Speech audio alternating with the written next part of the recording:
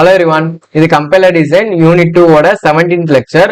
நம்ம லாஸ்ட் வீடியோல CLR1 பேசருக்கு எப்படி பாசிங் டேபிள் கன்ஸ்ட்ரக்ட் பண்ணலாங்கிறத பார்த்தோம். இந்த வீடியோல அடுத்த பேசர் LALR1 பேசருக்கு எப்படி பாசிங் டேபிள் கன்ஸ்ட்ரக்ட் பண்ணலாம்னு பார்க்க போறோம். இதை நம்ம அந்த CLR1 பாசிங் டேபிள் தான் மாத்த போறோம். ஸோ அதுக்கு இந்த CLR1 பாசிங் டேபிள் தெரிஞ்சா மட்டும் தான் இந்த LALR1 பாசிங் டேபிள் கன்ஸ்ட்ரக்ட் பண்ண முடியும். ஸோ அதை எப்படி பண்ணலாம்னு பார்க்கலாம். இந்த வீடியோ பார்க்கறதுக்கு முன்னாடி இந்த bottom up passing LR1 items CLR1 passing table so இந்த 3 வீடியோ பார்த்துட்டு இந்த வீடியோ பார்த்தா தான் உங்களுக்கு கிளியரா புரியும். ஸோ ஃபர்ஸ்ட் இந்த 3 வீடியோ பார்த்துட்டு வந்துருங்க. கம்பைலர் டிசைன் பிளேலிஸ்ட் லிங்க் டிஸ்கிரிப்ஷன்ல கொடுக்கேன். அதுல யூனிட் 2 ஓட 10th லெக்சர், யூனிட் 2 ஓட 15th லெக்சர், யூனிட் 2 ஓட 16th லெக்சர் இந்த 3 வீடியோ பார்த்துட்டு இந்த LALR1 பாசிங் டேபிள் பார்த்தா தான் உங்களுக்கு கிளியரா புரியும். ஸோ எப்படி எழுதலாம், என்னென்னலாம் பண்ணணுங்கிறது கிளியரா புரியும். ஸோ இந்த வீடியோல LALR1 பாசிங் டேபிள் எப்படி கன்ஸ்ட்ரக்ட் பண்ணலாம்னு பார்க்கலாம். கிராமர் கொடுத்துட்டு கன்ஸ்ட்ரக்ட் LALR1 பாசிங் டேபிள் கொடுத்துருவாங்க. இதுலயுமே ஃபர்ஸ்ட் ஸ்டெப் என்னது, compute LR1 items. LR1 items தான் நம்ம கால்குலேட் பண்ண போறோம். இதுக்கு நம்ம ஆல்ரெடி வீடியோ போட்டிருக்கோம். அந்த வீடியோ பாத்தீங்கன்னா LR1 ஐட்டம்ஸ் எப்படி கால்குலேட் பண்ணலாம் உங்களுக்கு தெரிஞ்சிருக்கும். ஸோ அதை கால்குலேட் பண்ணிட்டு நான் அப்படியே எடுத்து எழுதியிருக்கேன். I0, I1, I2, I3, I4, I5, I6, I7, I8, I9 நம்ம ஆல்ரெடி கால்குலேட் பண்ணதை நான் அப்படியே எடுத்து எழுதியிருக்கேன். ஸோ இதை எப்படி கால்குலேட் பண்ண, இது மாதிரி ஒரு டயக்ராம் போட்டு கால்குலேட் பண்ணோம். ஸோ இந்த டயக்ராம் பார்க்க பெருசா இருக்கும், ஆனால் ரொம்ப சிம்பிள் தான். அந்த வீடியோ பார்த்தீங்கன்னா உங்களுக்கு தெளிவாக புரிஞ்சிடும். ஸோ இப்படி நம்ம LR1 ஐட்டம்ஸ் கால்குலேட் பண்ணியாச்சு. இதை வச்சு நம்ம CLR1 பாசிங் டேபிள் லாஸ்ட் வீடியோல கன்ஸ்ட்ரக்ட் பண்ணோம். எப்படி கன்ஸ்ட்ரக்ட் பண்ணோம், இதை மாதிரி ஒரு டேபிள் கன்ஸ்ட்ரக்ட் பண்ணியாச்சு. ஸோ இந்த டேபிளை வச்சுதான் நம்ம LALR1 பாசிங் டேபிள் கன்ஸ்ட்ரக்ட் பண்ண போறோம். ஸோ இந்த டேபிள்ல ஒரு சில சேஞ்சஸ் பண்ண போறோம். சேஞ்சஸ் பண்ணோம்னா நமக்கு LALR1 பாசிங் டேபிள் கிடைச்சிடும். ஸோ என்ன சேஞ்சஸ் அப்படின்னு பாருங்க. ஃபர்ஸ்ட் இந்த LR1 ஐட்டம்ஸ் பாருங்களேன். இந்த LR1 ஐட்டம்ஸ்ல ஒரு சில ஸ்டேட்ல லுக் அகட் மட்டும்தான் டிஃபரெண்டா இருக்கும். மற்றபடி இந்த ஸ்டேட் ஒரே ஸ்டேட்டா தான் இருக்கும். லுக் அகட்ஸ் மட்டும் வேற வேற இருக்கிறதுனால வேற வேற ஸ்டேட்டா இருக்கும். அப்படி என்னென்ன ஸ்டேட் இருக்குன்னு பார்த்து எழுதணும். ஸோ இப்போ எக்ஸாம்பிளுக்கு இந்த I3யும் I6ம் பாருங்களேன். I3லயும் I6லயும் A.A, A,B டாட் A இதெல்லாம் ஒரே ப்ரொடக்ஷன்ஸா இருக்கு. ஆனா அந்த லுக் அகட்ஸ் மட்டும் வேற இருக்கு. இங்க ARBன்னு இருக்கு, அங்க டாலர்னு இருக்கு. ஸோ அந்த லுக் அகட் மட்டும் வேற இருக்கிறதுனால I3 வேற I6 வேற நம்ம எழுதியிருக்கோம். ஸோ இப்படி உள்ள ஸ்டேட்ஸ் எல்லாத்தையுமே நம்ம கம்பைன் பண்ண போறோம்.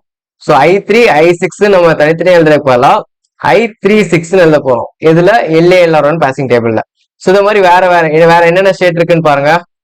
ஸோ I7ம் I4ம் ஒரே தான். A gives B டாட் தான் இருக்கு, இங்க A gives B டாட் தான் இருக்கு. இங்க ARBன்னு லுக் அகட் இருக்கு, இங்க டாலர்னு லுக் அகட் இருக்கு. அது மட்டும் தான் டிஃபரன்ஸ். ஸோ I4யும் I7யும் நான் கம்பைன் பண்ணிடுறேன். இப்படி I47 முடிஞ்சா.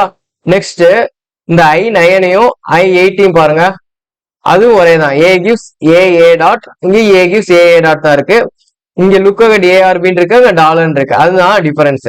ஸோ இந்த I8 I9 நான் கம்பைன் பண்றேன்.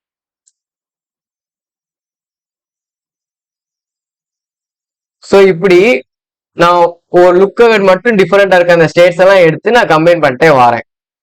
ஸோ இப்படி இதை பொறுத்த வரைக்கும் இந்த 6 ஸ்டேட் தான் இருக்கு. ஸோ இந்த 6 ஸ்டேட்டையும் கம்பைன் பண்ணியாச்சு. ஸோ இது எப்படி டேபிள்ல கம்பைன் பண்ணணும் அப்படிங்கிறத பார்க்க போறோம். ஸோ இப்போ என்னென்ன பார்த்துருக்கோம், I36, I47, I89. ஸோ இங்க எழுதி வச்சுக்கிறேன் ரஃபா. I36, I47, I89. ஓகேவா. ஸோ I47 என்ன பார்த்தோம், I89. So I89. ஸோ இப்போ இந்த டேபிள்ல எங்கெல்லாம் இந்த ஸ்டேட்டுக்கு இந்த இதெல்லாமே என்ன ஸ்டேட்டோட நம்பர் எங்கெல்லாம் இருக்கோ அதுக்கு எல்லாத்தையுமே இந்த நம்பரை மாத்த போறோம். அதாவது ரெடியூஸை தவிர மீது எல்லா இடத்துலயும் இந்த 3ன்னு பாத்தீங்கன்னா 36ன்னு மாத்திருவோம், 6ன்னு பார்த்தாலும் 36ன்னு மாத்திடணும், 4ன்னு பார்த்தா 47 மாத்திடணும், 7ன்னு பார்த்தாலும் 47 மாத்திடணும். ஸோ இந்த ரெடியூஸை தவிர மற்ற எல்லாத்தையும் மாத்த போறேன். ஸோ பாருங்க, இங்க 3ன்னு இருக்கு. ஸோ இந்த S3க்கு பதிலாக நான் S36ன்னு எழுத போறேன். ஸோ அதை நான் ரெடிட் எழுதிக்கிறேன், S36ன்னு எழுதியாச்சு. இங்க 4ன்னு இருக்கு, இந்த 4க்கு பதிலாக நான் 47 எழுதுறேன். அடுத்து 2ன்னு இருக்கு, 2க்கு ஒன்றும் பிரச்சனை இல்லை, 1க்கு நோ ப்ராப்ளம். ஸோ அடுத்து 6ன்னு இருக்கு, 6க்கு பதிலாக நான் 36ன்னு எழுதணும். ஸோ 6க்கு பதிலாக நான் 36ன்னு எழுத போறேன். ஆல்ரெடி 6 இருந்துச்சு.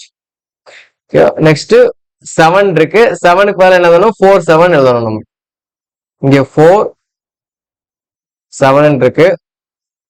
Next 5 no problem. அடுத்து S3க்கு பதிலாக நான் 36ன்னு எழுதணும். நெக்ஸ்ட் 4க்கு பதிலா 4 7 எழுதணும். அடுத்து 8க்கு பதிலா 8 9 எழுதணும். R3 இந்த ஆர்ல மாத்தக்கூடாது, நல்லா தெரிஞ்சுக்கணும். ரெடியூஸ்ல மாத்தக்கூடாது. ஏன் மாத்தக்கூடாது? இந்த ரெடியூஸ் வந்து நம்மளோட ஸ்டேட் நம்பர் கிடையாது. ரெடியூஸ் வந்து இந்த ப்ரொடக்ஷனோட நம்பர். ஸோ ரெடியூஸை நம்ம தொடக்கூடாது. ஓகேவா? இப்போ நெக்ஸ்ட் X6 இருக்கு, 6க்கு பதிலா 3 6 போடுறேன். அடுத்து S7 இருக்கு, 7க்கு பதிலா 4 7 போடுறேன். நெக்ஸ்ட் 9 இருக்கு, 9க்கு பதிலா 8 9 போடுறேன். அடுத்து ஃபுல்லா ரெடியூஸ் தான் இருக்கு. ஸோ முடிஞ்சு. ஸோ இங்க மாத்தியாச்சா? இதே மாதிரி இந்த இதுலயும் நம்பர் மாத்திருங்க. ஸோ 3க்கு பதிலா 3 6, 4க்கு பதிலா 4 7, 6க்கு பதிலா 3 6, 7க்கு பதிலா 4 7, 8க்கு பதிலா 8 9, 9க்கு பதிலா 8 9. ஸோ இப்படி மாத்திட்டேன். ஸோ இப்படி மாத்துறதுனால நமக்கு என்ன யூஸ் அப்படின்னு கேட்டீங்கன்னா,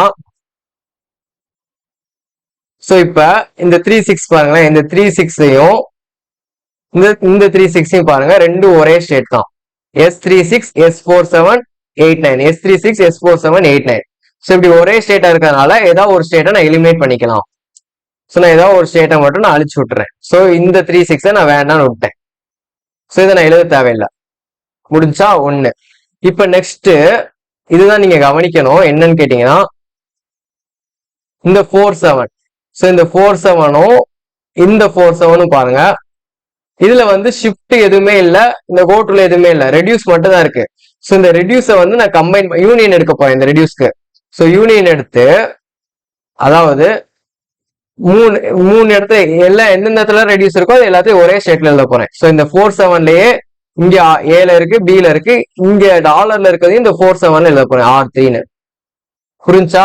இங்க இந்த ஸ்டேட்டை நான் ரிமூவ் பண்ண போறேன். அதனால இந்த R3யை நான் இங்க எடுத்து எழுதிக்கிறேன். எழுதிட்டேன் என்ன பண்ணலாம், நான் இந்த ஸ்டேட்டை நான் ரிமூவ் பண்ணிடலாம். இப்ப 4 7ங்கிற ஸ்டேட்டை ரிமூவ் பண்ணிட்டேன். புரிஞ்சா? இங்க ஒரு ரெடியூஸ் இருக்கிறதா, அந்த ரெடியூஸ் விட்டுறக்கூடாது அப்படிங்கறதுனால நான் இங்க எடுத்து எழுதிக்கிறேன். புரிஞ்சா? இப்ப நெக்ஸ்ட் 8 9. ஸோ இந்த 8 9ஐயும் இந்த 8 9ல ஏதாவது ஒண்ணு ரிமூவ் பண்ண போறேன்.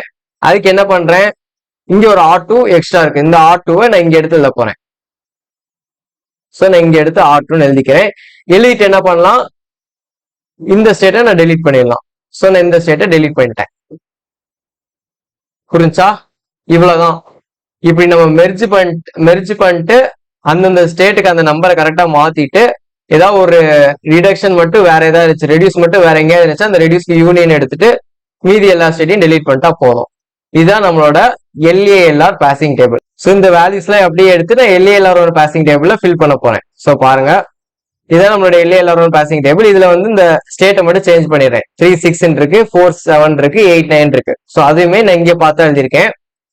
எழுதிட்டு இதை பாருங்களேன், ஒரு வித்தியாசம் என்ன இருக்கு, இங்க 6 7 எதுவுமே இல்லை பாத்தீங்களா? ஸோ நான் அதை தான் கம்பைன் பண்ணி 3 6 4 7 8 9 எழுதியாச்சு.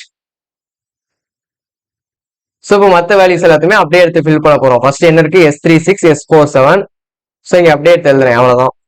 S36 S47.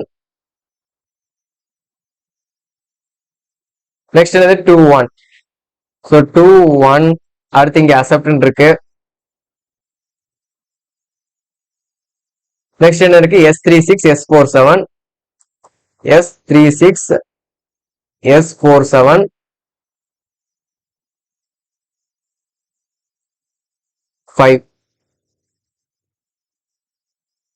ஸோ அதே மாதிரி S36 S47 இங்கே 8 9. S36 S47 இங்க வந்து 8 9. நெக்ஸ்ட் என்ன இருக்கு, R3 R3 R3. So 4 7ல R3 R3 R3. Next 5ல என்ன இருந்துச்சு, R1. 5ல R1. நெக்ஸ்ட் 8 9ல என்ன இருக்கு, R2 R2 R2. So R2 R2 R2. இவ்வளவுதான் நம்மளோட LALR பாசிங் டேபிள். ரொம்ப சிம்பிள். ஃபர்ஸ்ட் என்ன LR1 ஐட்டம்ஸ் கண்டுபிடிக்கீங்க, அடுத்து அதை வச்சு CLR1 பாசிங் டேபிள் கன்ஸ்ட்ரக்ட் பண்றீங்க. அந்த CLR1 பாசிங் டேபிள்ல நம்ம LR1 ஐட்டம்ஸ் வச்சு செக் பண்றோம். ஸோ அந்த LR1 ஐட்டம்ஸ் என்ன இருக்கணும், ஒரே ஸ்டேட்ஸ் தான் இருக்குது, ஆனா அந்த லுக் அகட் மட்டும் டிஃபரெண்டா இருக்கு, அப்படி ஏதாவது டிரான்சிஷன் இருக்கா அப்படின்னு பார்க்கணும். ஸோ அப்படி இருந்துச்சுன்னா அந்த ரெண்டு ஸ்டேட்டையும் மெர்ஜ் பண்ணிடுறேன். ஸோ மெர்ஜ் பண்ணி இந்த டேபிள்ல ஒரு சில மாடிஃபிகேஷன்ஸ் பண்றேன். இந்த மாடிஃபிகேஷன் பண்ணிட்டு அதுல மாடிஃபிகேஷன் பண்ணனால ஒரு சில ரோ வந்து நமக்கு டெலீட் ஆயிரும். ஸோ டெலிட் ஆனதுக்கு அப்புறம் நான் ஒரு பாசிங் டேபிள் எடுத்து அதை அப்படியே காப்பி பண்ணிடுறேன். இதுதான் நம்மளோட LALR1 பாசிங் டேபிள். ரொம்ப சிம்பிளான டேபிள் தான். CLR1 புரிஞ்சிச்சுன்னா இது ரொம்ப ஈஸியா முடிஞ்சிடும். ஸோ இந்த பேசரோட சேர்த்து நம்ம எல்லார் பேசஸ்ல 4 டைப்ஸுமே பார்த்தாச்சு. இதுக்கப்புறம் என்ன பண்ண போறோம்னா, ஒரு இன்புட் ஸ்ட்ரிங் கொடுத்தாங்கன்னா இந்த எல்லார் பேசர்ஸ் வச்சு எப்படி பேஸ் பண்றது அப்படிங்கிறத நெக்ஸ்ட் வீடியோல பார்க்கலாம். இந்த வீடியோ உங்களுக்கு யூஸ்ஃபுல்லா இருந்துச்சுன்னா உங்க ஃப்ரெண்ட்ஸ்க்கு ஷேர் பண்ணுங்க. நம்ம சேனலை சப்ஸ்கிரைப் பண்ணிக்கோங்க. நெக்ஸ்ட் வீடியோல பார்க்கலாம். தேங்க்யூ. ஜெய் ஹிந்த்.